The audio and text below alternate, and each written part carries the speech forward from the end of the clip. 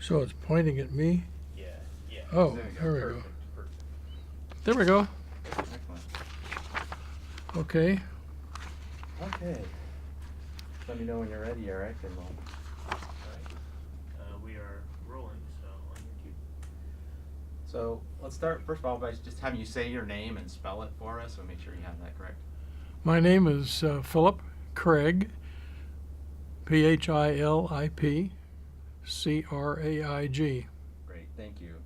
And my name is Robert Bauman, and we are conducting this oral history interview on June 24th of 2015 on the campus of Washington State University, Tri-Cities. So Mr. Craig, why don't we have you start maybe by just telling us a little bit about your background, where you came from, how you came to Hanford, and that sort of thing. Well, how I came to Hanford is started back in high school. I had a high school chemistry class. I liked what I saw, and I knew that the Hanford Project was down the road. I was living in Selah, Washington, and the Hanford Project was very interesting to me. And I even wrote a term paper on Hanford because I really wanted to work here. So I went on to Whitman College, graduated from high school in 56, graduated from, or 52, I'm sorry, graduated from college in 56, and then went on to Washington State College then, now Washington State University, in Pullman, and did a year of graduate work in chemistry. And at the end of that, I came to Hanford for my very first job, and lo and behold, that was exactly 58 years ago today, June 24th, 1957.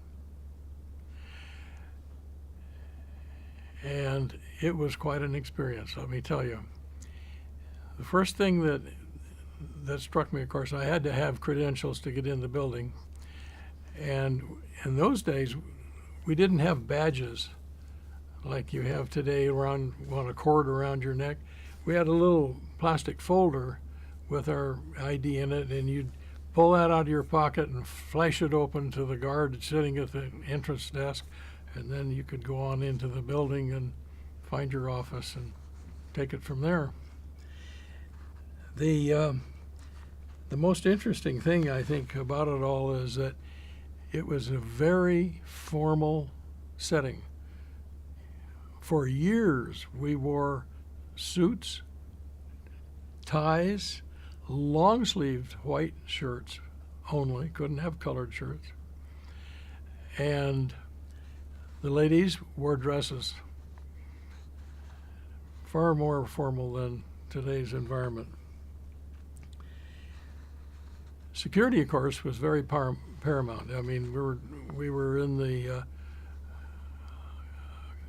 years where the Soviets and the United States was competing, and so the Hanford site, being one of the two principal sites manufacturing plutonium in the United States, the other one being Savannah River, most of the stuff in terms of total production and that sort of thing was top secret. A lot of it was not. It was secret, but security was paramount. And I remember in my little office, cubby hole, it was a room. It wasn't just a cubby hole in a big room. We had a 3-drawer file cabinet with a combination lock. And I could take a piece of paper out of that file, put it on my desk and work on it. But if I had to go to the bathroom, it went back in the combination file, locked it, go down the hall and come back, and you had to unlock the combination and start all over again. And the very first thing they had me do was they handed me about a 3-inch black 3-ring binder with a red cover sheet, marked secret. And this was the Purex operating manual. Now, Purex stands for plutonium uranium extraction, and it was the chemical process that is used to take irradiated uranium from the reactors dissolve it in acid, treat it chemically, and come up with a plutonium nitrate solution. And I had to read this manual in about a week. It was pretty daunting. Now, where was your first office? Where on site? It was in the 703 building, which is about where the federal building is today. The last part of the 703 structure, it was a herringbone structure. We had offices coming off a main corridor, and there was about 6 tiers of those, and the very last one is still standing, and the city offices are in there. But later on, the federal building took over. And what was your first job title? Physical science administrator, I think it was. And the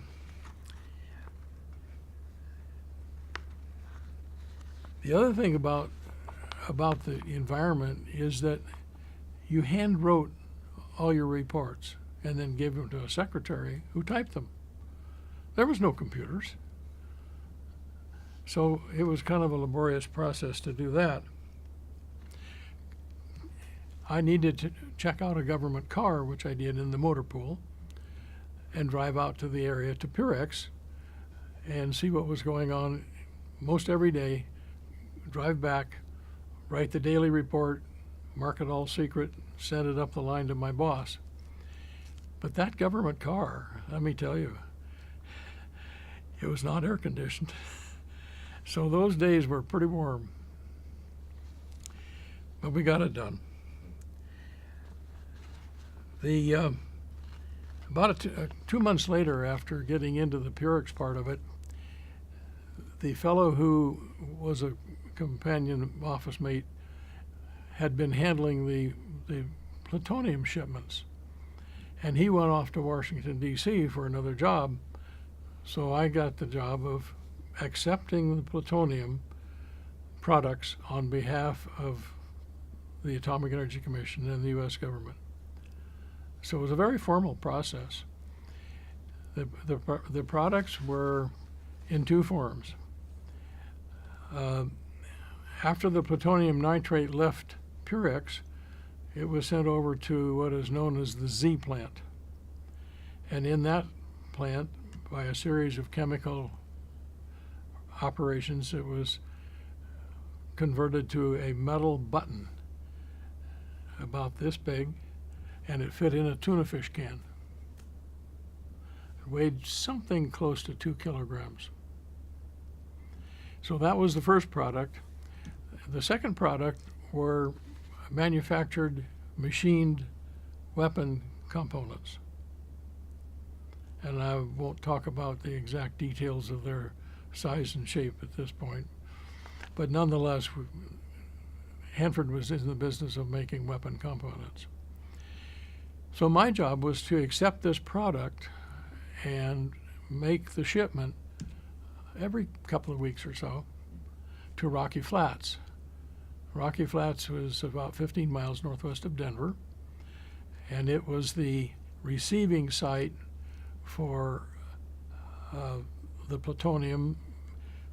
As buttons, they would take that metal and cast it into weapon component shapes and machine those and so on.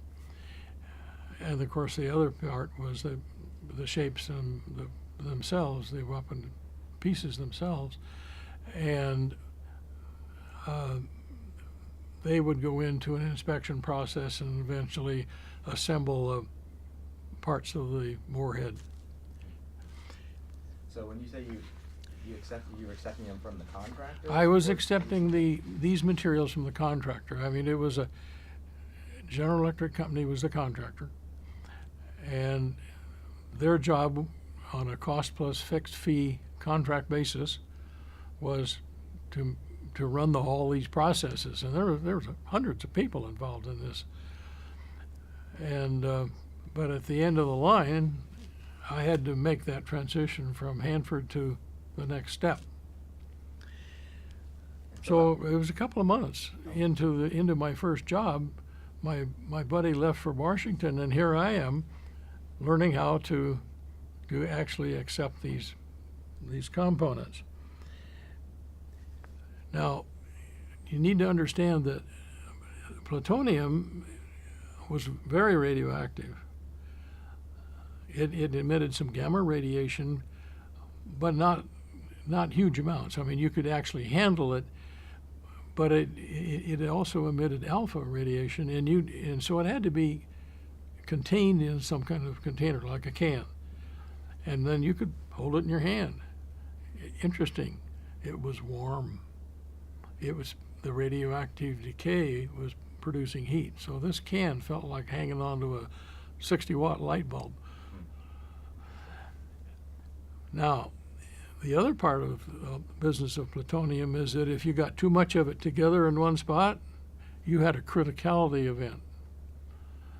And of course, the bomb itself was designed to make a lot of it go critical at the same time, and that created the atomic explosion. But the point is that if you were handling plutonium, it had to maintain a certain degree of separation at all times. In the chemical processing plants, they used different sized columns of chemical solutions and whatnot, depending on what was going on, and that was to maintain this critical geometry so that you didn't have any kind of criticality event. And after the plutonium was made into these buttons, we called them, and canned in the tuna fish cans, they were stored in a vault, and the vault had pillars of metal rods and little rings on that rod that you could put a can in, but it maintained the separation.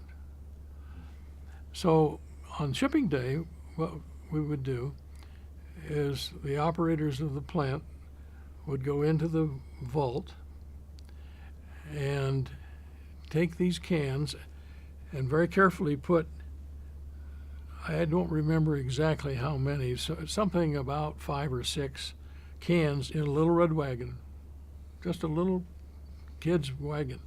But there was spacers in there so that these things didn't get too close. And they'd bring it down the hallway to the room that exited to the building where it then could be handled further. And this assembly area in this room were bird cages.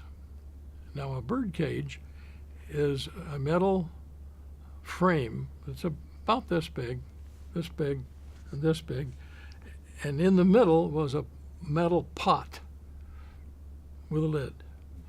And the idea was that you took one at a time one of those cans from the red wagon and you put it in the pot.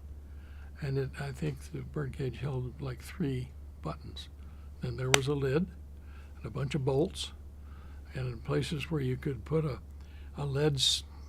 wire with a lead seal on the end. And my job was to squeeze the seal closed with a imprint and record, of course, what the identity of those cans were and the weight and that sort of thing on paperwork. And at the end of that, I would sign this receipt for this material and give it to the contractor. The weapon components varied a little bit differently depending on the size and shape of the weapon component. Eventually, those were a much bigger bird cage, and it contained a couple of pieces of weapon material. So Hold up. Oh, sure. I gotta collect my thoughts here.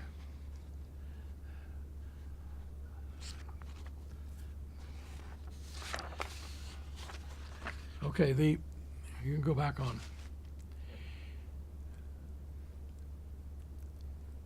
The business of shipping then, I owned that plutonium for maybe 15 minutes. for the government. Then I would transfer it to armed couriers, AEC couriers. I mean, they were not only armed with sidearms, they were armed with machine guns. I mean, this was serious stuff.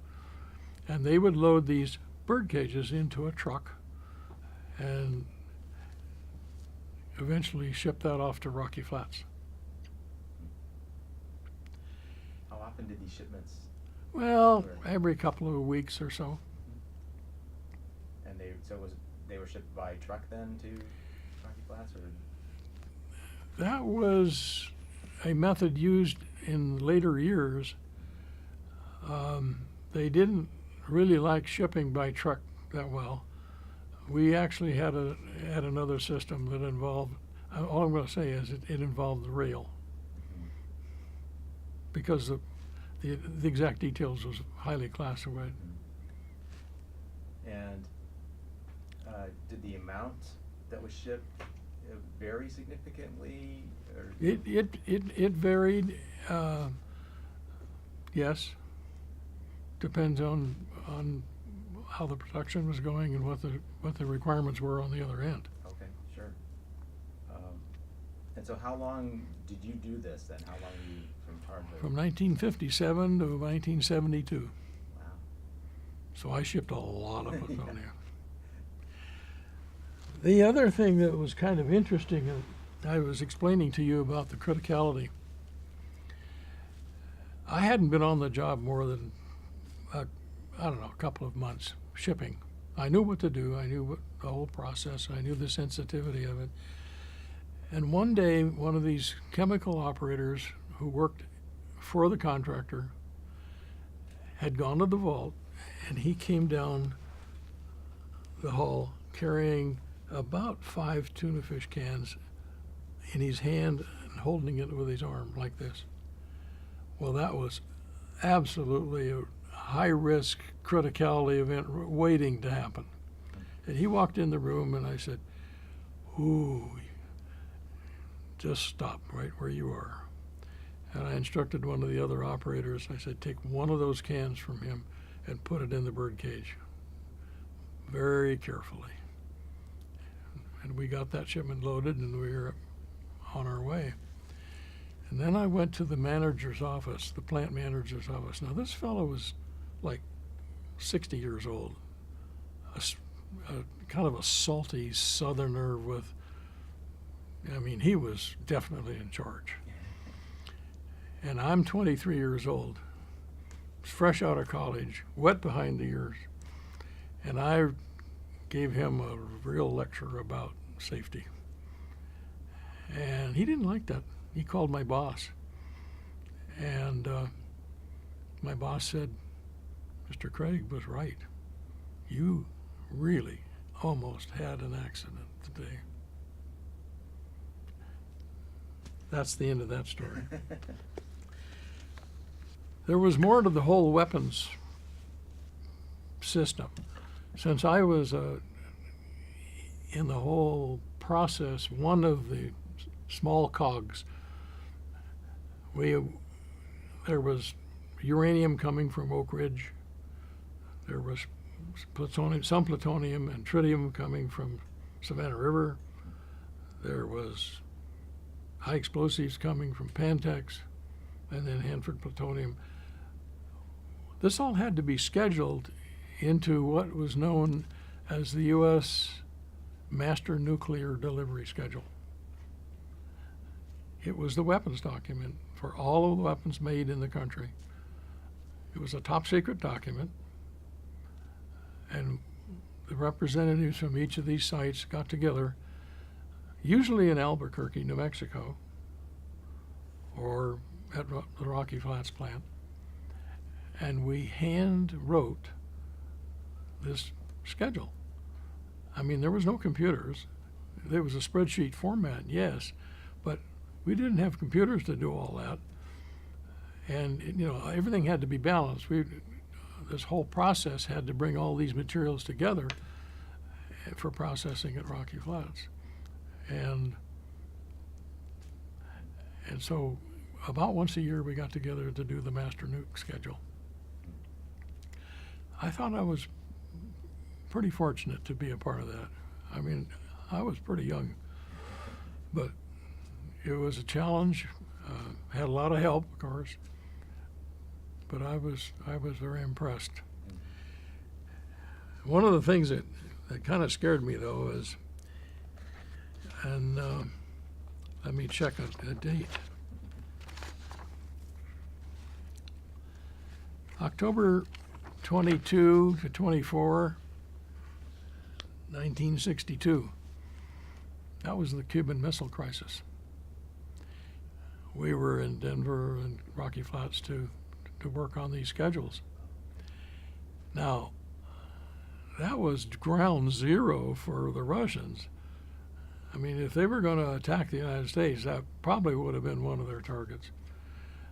And it was kind of scary working there for those 2 days. I was very thankful that President Kennedy convinced Khrushchev to back off and no ill things happened. Were you here when President Kennedy came to Hanford in '63? Yes. And Yes. Do you remember that? Oh, I remember that. I got to drive out and see him out at the reactor site, and it was quite an experience. I think that was one of the only presidents I've ever seen in person. Mm-hmm. And it wasn't long after that, a couple of months or less, that he was assassinated in Texas. Do you remember much about that day, or? It was hot. It was still warm when he was here visiting, but it was a big event. I mean, there was thousands of people out there in the desert, but it was a very thrilling experience to see the president come. Sure. So you said you were working on the shipment from 57 to 72. So did that process change much over those years, other than shifting from Well, rail to yes, road? in about '66, we quit making weapon components at Hanford, and the process moved to Rocky Flats entirely. Mhm. So that part changed. Yeah, that part changed, but the plutonium buttons didn't. And so then, 72, then how did your job change? What did you start doing at that point? Well, take a break for a sec. Okay, sure, that'd be great. Uh, Want to go ahead and do that now? hmm? Want to go ahead and start that now then? Start talking about that? Yes. Okay, that'd be great.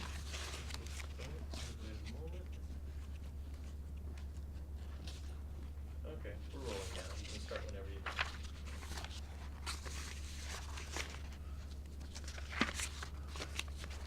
Okay. And let's see, I need the face pages.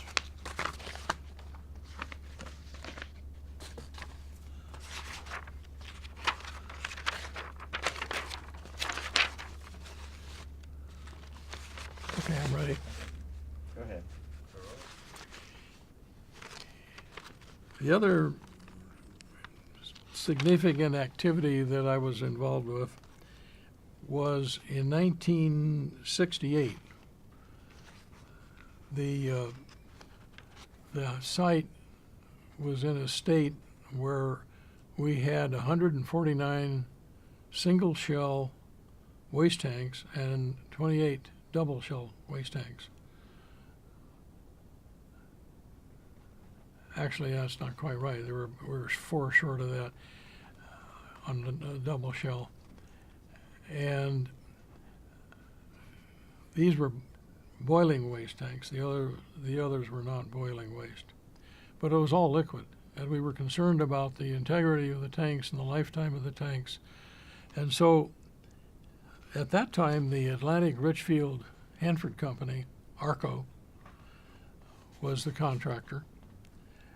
And 2 of their engineers Sam Beard and Bob McCullough and I co-authored a document that was called the Hanford Waste Management Briefing. And the purpose of this was to explain the Hanford situation to our headquarters, our AEC headquarters staff, and congressional staffers who were then going to be funding what is now known as the tank farm projects. And this document was a briefing document, and one of the key charts that we were particularly proud of is to try to show people how complex the business of the Hanford waste system was. And this chart shows what happens to a ton of uranium that's been irradiated and then processed at Purex, and the wastes that come out of that whole process. And then some of it's boiling waste because of high levels of radioactivity that are in that particular section of waste, and some is non-boiling. And for example, you're dealing with for that ton of waste, 680 gallons of non-boiling waste and 220 gallons of boiling waste. And in the non-boiling tank, you have 900 pounds of salts, chemical nitrate,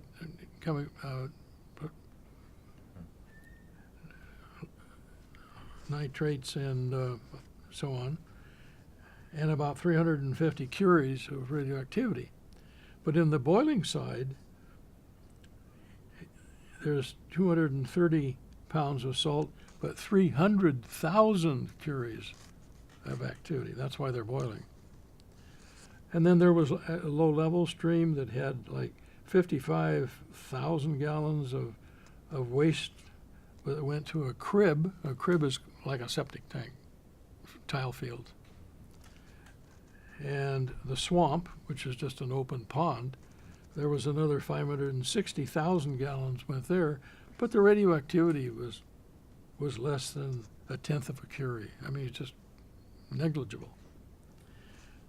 On the solid side, there was about 10 cubic feet of solid waste.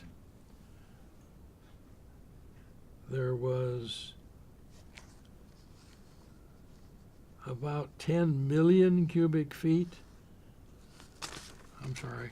of gases that came out. And here's the number that was really a surprise to everyone, that it was published. It was secret then, but it's been declassified since. Out of that ton of fuel came 530 grams of plutonium and 4 grams of neptunium. So the chemical process that started with a ton of material ended up with just a very small amount. So it's kind of like finding a needle in a haystack. Right. Now, because of these wastes were boiling, we had started building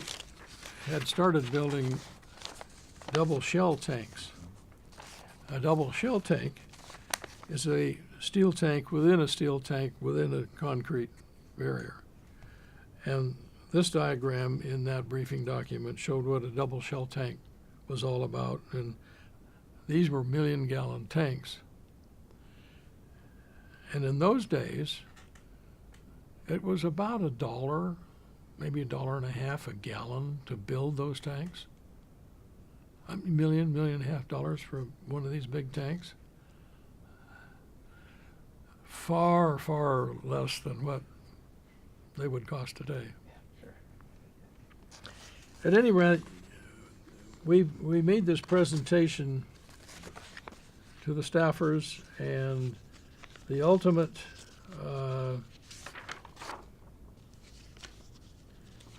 activity was to remove as much water as we could from the single shell tanks so that we ended up with a salt cake that was not going anywhere.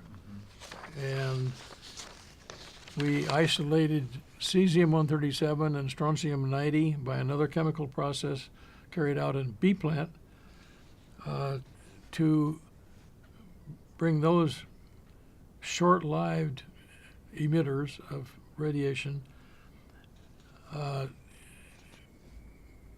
to a point where we could encapsulate those in cylinders, steel cylinders, and that was done, and they're stored, and I think they're still stored that way, but I'm not entirely sure. I've kind of lost track of what's happened since.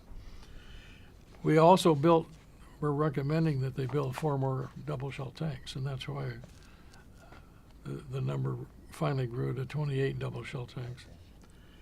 And then, of course, it ultimately led to the pretreatment plant that's in the process out here now, and the waste vitrification plant. Now, you mentioned one of the reasons for doing the report was there were concerns about the integrity of the single shell tanks. Were some of them leaking at that point, or just concerns that they might leak? I think at that point there were some that had displayed a little bit of leakage, yes. There's other documents that showed some leakage, but again, it went into the concrete overpack, if you will, and there was some, of course, got into the soil column, but it was not a serious breach, and it wasn't any radioactivity that got down into the groundwater. But we were afraid that it would. I mean, 1968, these tanks the initial ones had been built in 1944, 45, 46. So there was some that were approaching the end of life, and those tanks are still there today, and that's why they're so concerned about trying to remove some of the waste from these tanks and process it. So who initiated, was this ARCO or AEC that sort of initiated the study that you helped write? Oh, I think it was collectively, the Hanford folks said, the engineering folks on both sides of the contractor and the government were saying, we got to do something about this. Anyway, I think that's about all I want to say about the creation of that document. I thought it would be interesting for you to look into if that ever showed up in the REACH literature as the kickoff document to get this thing going. Right. Yeah. And did you continue to be involved after this report in some of the tank waste management end of things, or? Yes. Actually, I had some side activities that I got into first. From 1968 to 1972, I was the plutonium leasing officer for the government. There was one in Oak Ridge for uranium, and I was the plutonium one for the U.S. And basically, what we did is we created a lease document. So the 125 commercial organizations, 40 government agencies, and about 450 colleges and universities could have plutonium material, and we would, in effect, rent it to them for a use charge. It wasn't very expensive, but it was a charge. More importantly, it was if they lost any of it, they had to pay for it. And the largest users of that lease program were the 2 reactor fuel contractors. One of them was Nuclear Materials and Equipment Corporation in Apollo, Pennsylvania. The other one was Kerr-McGee in Oklahoma. And they made reactor fuels for the breeder program at Oak Ridge and the Fast Flux test facility here. Okay. Interesting. So that was a way for them to have Right. this material. Right. Then, for the next 9 years, I continued to be involved with the Purex and Z plant and the management of the site materials, all the different types of materials that we had, uranium and plutonium and so on. And those materials were about $500,000 to $750,000 in value. I'm sorry, $500 to $750 million in value. But it was a management process. Then later on, from 1981 to 1985, I was able to be involved in the last big development program that I had while I was working for the government, and it was called the Spent Fuel Management Program. Now, during this time,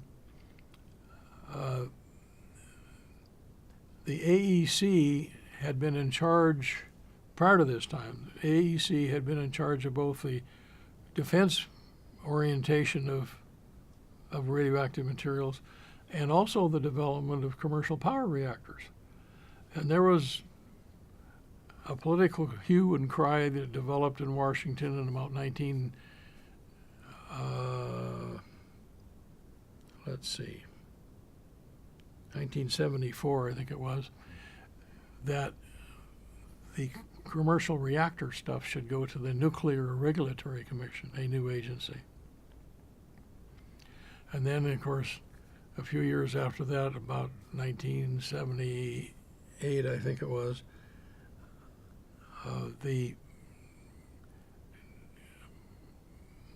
by the way, when the NRC was created, they changed the name of AEC. It became ERDA, Energy Research and Development Administration. And then about 4 years later, they changed it again to the Department of Energy.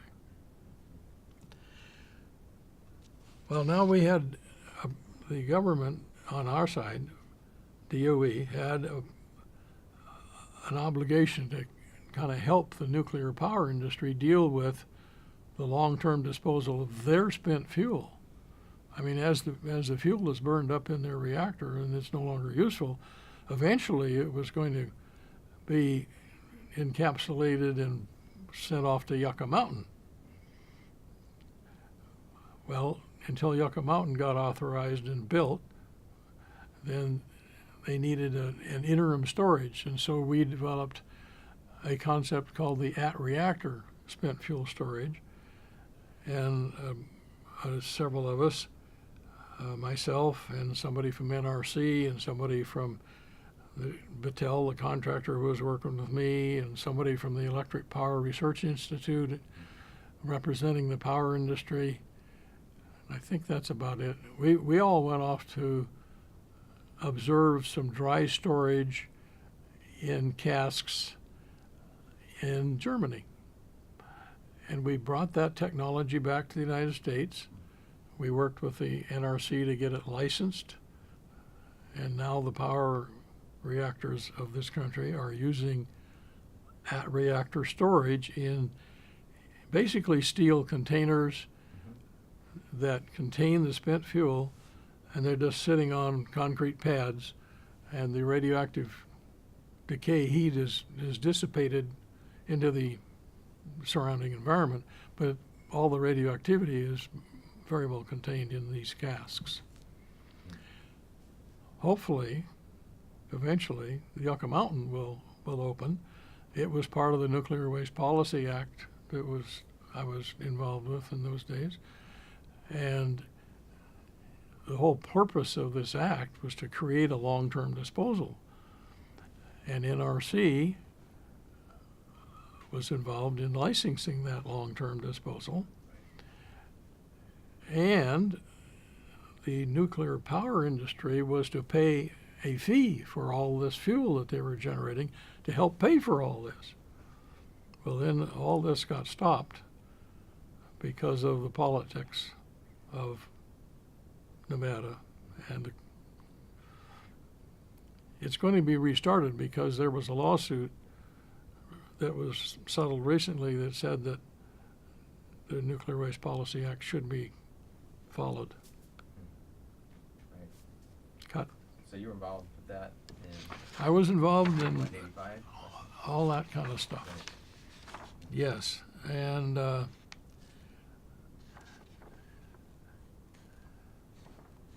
then I left. At that point, this will really okay. You can go back on. At that point, 1985, I left the government, went private, went to work for a packaging, an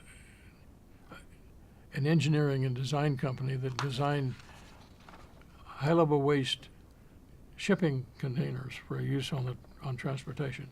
They started off, their first big project was the 3 Mile Island cask to move that waste. And then from that, I marketed to the government a high-level waste, any kind of high-level waste that could be put into a cask and removed. And then the TruPac 2 cask for use in transferring transuranic waste, or primarily plutonium waste, from the government sites to the waste isolation pilot plant in Carlsbad, New Mexico. And from there, I got involved in a couple of other organizations, and eventually in 1991, I went to work for Lockheed, and was a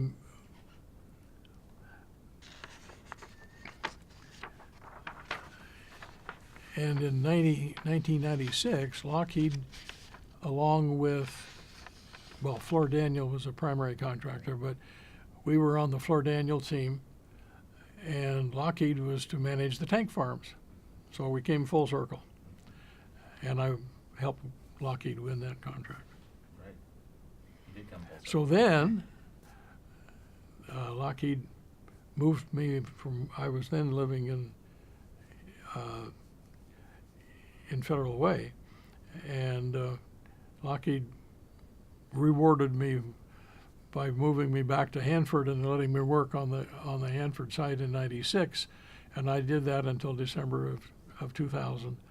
And there I was involved in the new contracting method. Instead of cost plus fixed fee contracting, it was cost plus incentive fee.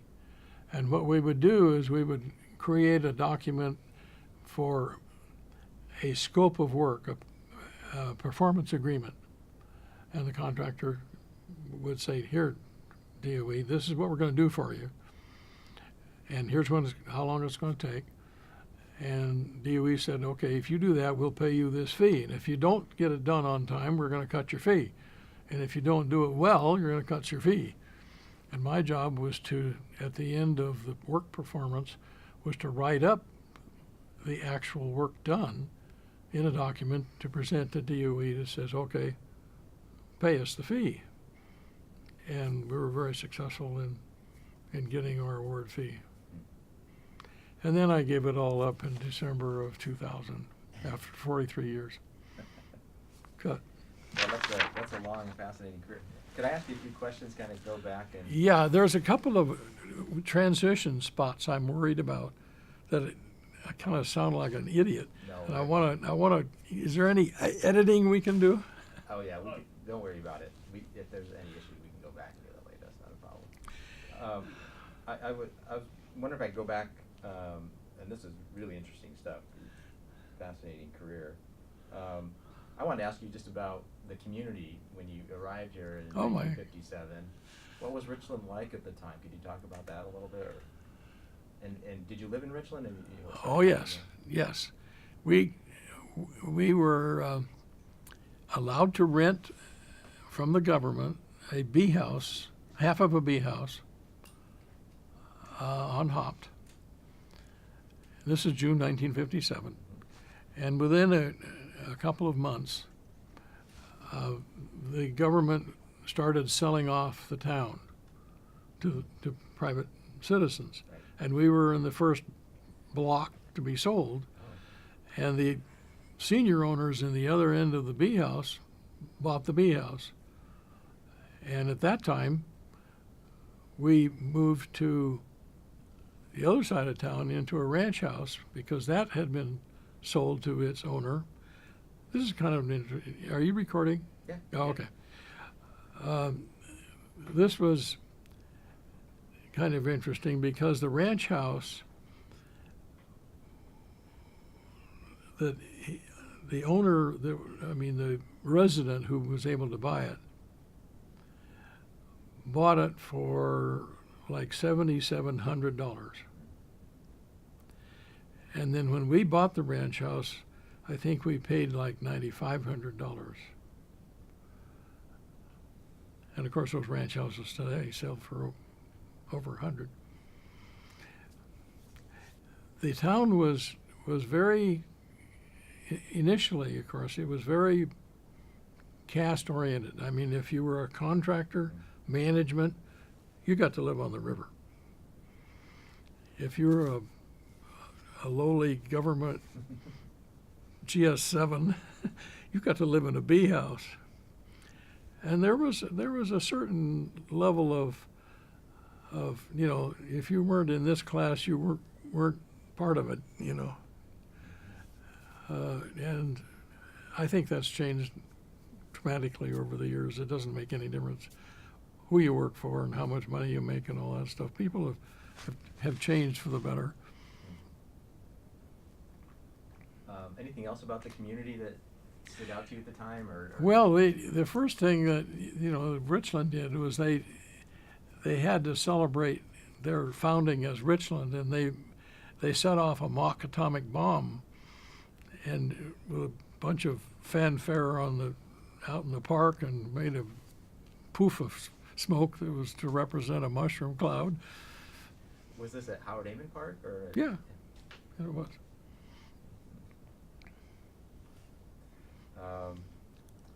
Anything else that memories that stand out either about community of Richland or your work? Any stories or memories that really stand out to you that you'd like to share? I think I'm kind of Good. completed. All right. Well, I want to thank you very much. This was really interesting.